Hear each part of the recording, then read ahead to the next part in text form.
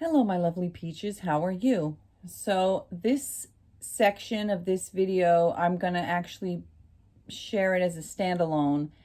This is actually Michael Cohen, Donald Trump's former lawyer, who pleaded guilty for crimes that he committed for Donald, and he spent 13 months behind prison bars and another year and a half on house arrest.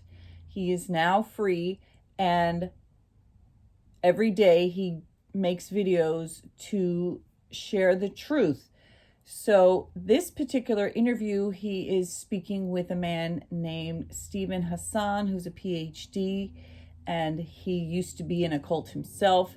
And then he spent the last 40 years learning and teaching and studying about cults. Who is Steven Hassan, PhD? According to Wikipedia, Steven Allen Hassan is an American writer and mental health counselor who specializes in the area of cults and new religious movements. Here's a few images of him from Google. What books has Steven Hassan published? Steven Hassan is the author of 12 books.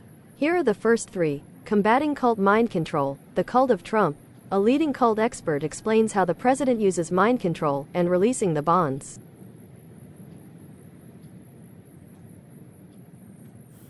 Who is Michael Cohen, Donald Trump's former lawyer? According to Wikipedia, Michael Dean Cohen is an American lawyer who served as an attorney for former United States President Donald Trump from 2006 to 2018.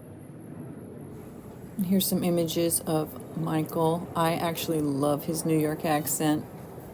What books has Michael Cohen published? The books by Michael D. Cohen include Disloyal, a memoir, Revenge, How Donald Trump Weaponized the U.S. Department of Justice Against His Critics, Summary of Disloyal, a memoir, The True Story of the Former Personal Attorney to President Donald J. Trump, and The Testimony of Michael Cohen, former attorney to President Donald Trump. Full transcription of the hearing before the House Committee on Oversight.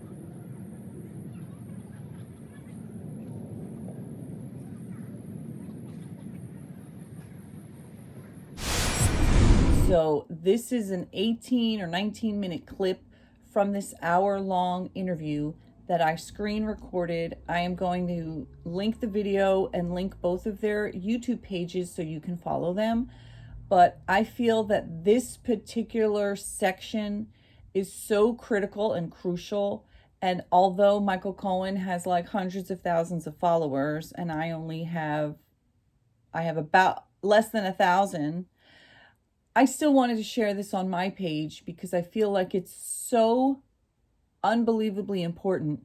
And although Michael Cohen has a much greater reach and it's his video, I wanted to screen record it as well, because if I can reach even a handful of people who might not have seen it otherwise, I think that that's super important. And hopefully anybody who feels that this information could potentially help another person that you know and care about, or as Steven mentions, you might not be able to reach the actual person who is in the cult, but if you are somebody who is one of their loved ones, or maybe you know somebody who they love, or you know somebody who is connected to somebody in a cult who left the cult, who may have some influence with them, any of those scenarios or situations, I feel like this is very important. And the bare minimum, I think that this information is important, even if you don't know anybody in the cult. This may give you some perspective and potentially a little bit of an open heart and open mind, where you recognize what the issue is. And I think it was really interesting because Steven is talking about how important it is to not insult people, to not name call, to not villainize them. And then when Michael Cohen is talking and he's like, and I like to call them the MAGA maggots. And it was like, and Steven's face is like, oh. So I see that Michael missed that little point, but I wanted to bring it out. This entire 20 minutes is so crucial for anybody who cares about somebody in a cult, or even just cares about how can you potentially reach someone, or how can you at least learn how to recognize sometimes you're wasting your time and your effort. Like I follow Parker on TikTok, and I've stopped watching his videos because I do still watch his videos, but I can only watch it in small doses, because what I found is that each person who gets up on his calls, which are set up to be debates with Trump supporters or MAGA supporters, what I have found listening to him for the past month for hours on end is that the people who are in that cult, they genuinely, truly are blind to the truth. Like everything that is the truth, they discount it. They don't want to hear it. They think it's a lie. They drown it out. And Steven talks about that he was in a cult in the Moonies back in the 70s, and how he literally had trained his mind to stop negative thoughts, to stop the questions and the doubts, to literally just go la la la la la la la la la mentally when confronted with facts and evidence that are contrary to the cult belief. So that's me paraphrasing a little bit, but I wanted to pop this out as it's standalone. And please go follow both Michael and Steven.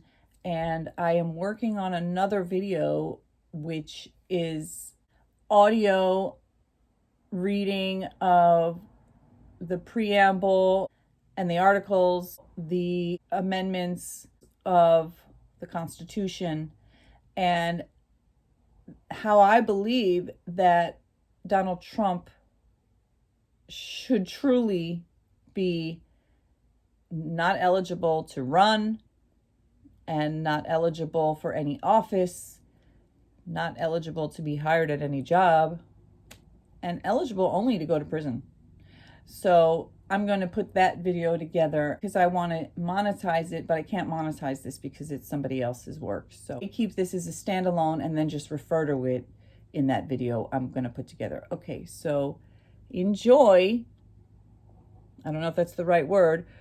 Digest this, let it in, listen closely, and then go watch the full video. Okay. Well, Steven, thank you so much for joining us. We have so much to talk about because right now, this country is really, I don't know how to even describe it, where we're following, or I should say, a big portion of this country is following Donald Trump like a cult leader. So I want to ask you this. Let me start with the very first question here.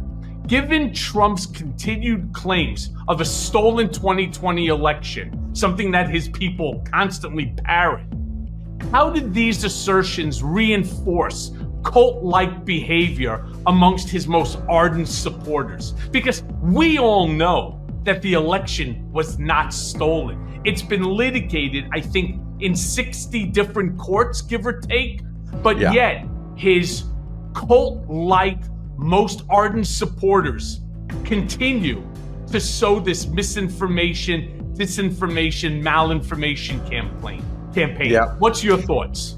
Yeah, so first of all, let me just say it's a pleasure to be on with you. You are one of the whistleblowers of the cult of Trump. I included you in my book, The Cult of Trump. So thank you for being you and being a stand-up guy. And what I want to say is that in my work, because I was in a mind control cult for 2.5 years back in the 70s and I've been studying it for all of these years, my worry is about authoritarian cults that do mind control, that create pseudo identities that are dependent and obedient on the cult leader.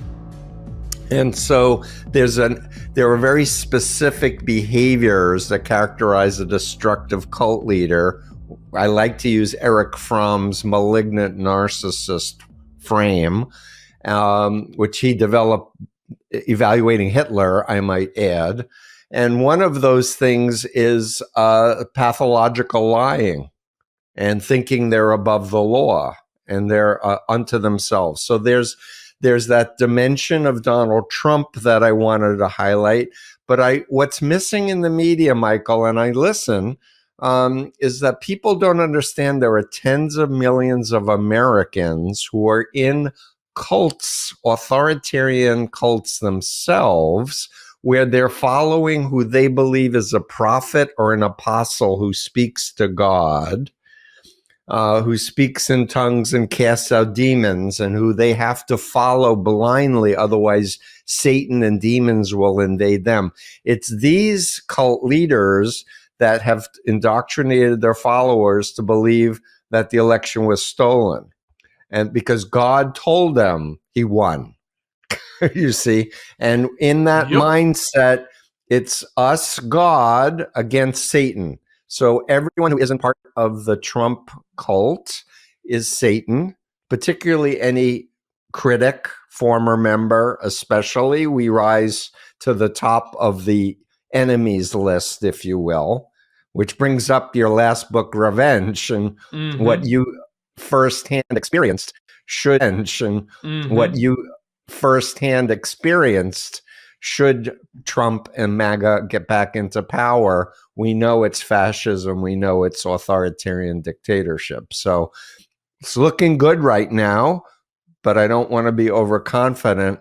But what I want to say to you is that I think we need to change our messaging. I think we need to start, instead of just saying it's a cult of Trump, start amplifying former members of the cult, people who are now coming forward saying, I was wrong to trust him. I believe in God, or I believe in the real Jesus and not what he's preaching. We want to change the messaging so that all normal people or non-cult members don't look down on the people who are still trapped in the mind control bubble. But people look down on them because they realize that so much of what he's saying that they are spewing and repeating and regurgitating over and over and over is really fucking stupid. I mean, it rises to a level beyond stupid. You know, impact mental health. Let me ask you this question.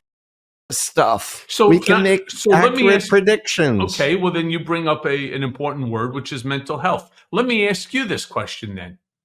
Sure. How do the constant cycles of outrage and grievance that's perpetuated by Trump day in and day out, hour by hour, minute by minute, second by second, how does that continuous constant cycle impact the mental health and group cohesion of his MAGA supporters? So it's very important point, and the constant reinforcement of these beliefs and these attitudes keeps one locked into the bubble. I can tell you, when I had my near fatal van crash due to sleep exhaustion and I was in the hospital away from the constant reindoctrination, I was just lying in a bed in pain for 2 weeks. The real me started surfacing again. I started thinking again because it wasn't constantly, my brain wasn't bathed in the propaganda. That said, I really think the media is doing a major disservice to the public by not by repeating the lies and look at the latest lie, because that's puts it back in people's heads, but rather focus on the messaging that needs to be done that will help improve society, bring us back to civility, back to problem solving and helping each other. And that's what I'm appealing to here, and just encouraging people to start thinking the cure to this insanity is sanity. and reminding us, like, don't do to others what you don't want done to you. Don't call names to people who are in the cult of Trump.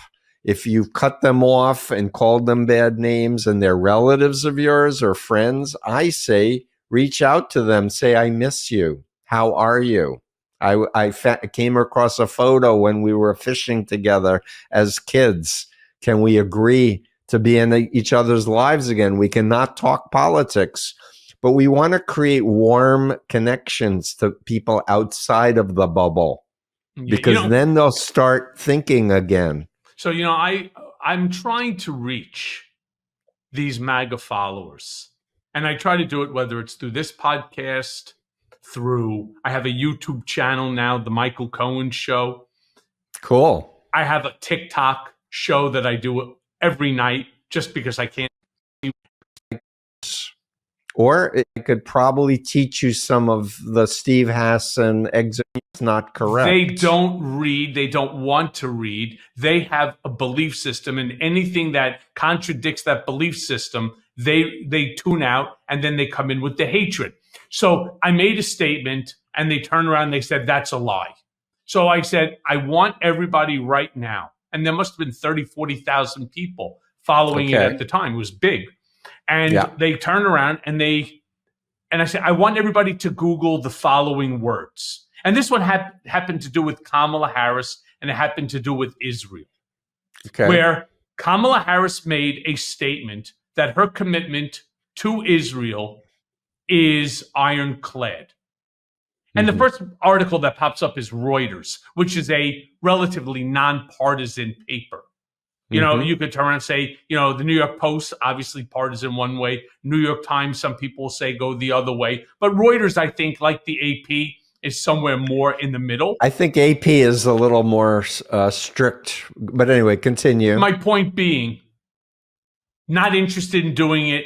That would make no difference to me. Even if they say that they quoting it from her, and there's 100 more articles, including from their own specific sources, news sources, that they get their information. They don't give a shit. They don't want to hear about it. Not interested, not true, and so on. So, these are the let problems. Me tell you, as a former Moonie, I was not allowed to have a negative thought about Moon, the divine principle, about the policies of the group. I was trained to do thought stopping, chanting, humming. There were a number of techniques, and I was given a phobia that if I questioned the group, demons would attack me, and I would be possessed. And so what happens when people, if you talk to me when I was a true believer in the Moonies, and you said, go check out, Moon was, involved with the Korean CIA, I would be chanting in my head and saying, you're Satan, you, Michael Cohen, are Satan trying to take me away from God, in my head as a Moonie. That's a subjective experience of someone in a mind control cult. I don't know the specific people there, but I think we could ask somebody who's left recently what was going on in your mind. But I can tell you that even though they may say I don't give a damn, they may be actually questioning underneath. And so the issue for me is always, I hear you. You don't trust yourself to look at that article, to look at the facts right now, but you may change your mind one day. And at that point, then you'll be in a position as an adult to know what's real and what's true. Just that open-ended kind of messaging is what I recommend that people do. Yeah, I hate to say it. I think that type of messaging, especially with these folks, fall on deaf ears, because I think many of them have so much hate and anger in their hearts and so on, that they found somebody who gives them the ability to embrace their hatred, their animus, whether it's racial, whether it's misogyny, sexism, homophobia, Islamophobia, anti-Semitism. it just allows it, to go on. But let me ask So you you this. may be right. You may be right, and they may be showing off for their pals who are on the same show. But So the question I want to ask you on that is, how do you think that Trump's frequent use, and it's getting worse, as he sees himself losing and falling in popularity and watching the momentum of Kamala Harris and Tim Walz, his frequent use of hyperbolic threats like civil war or national decline if he's not elected, how does all of this serve to radicalize his base and to prepare them for extreme actions? Because he wants that. Yeah, I really do agree with you on that, and in technical terms, as a mental health professional, he's decompensating, meaning his psychopathology is getting worse and worse, and he's not going to get healthier as time goes on. It's going to be more and more extreme.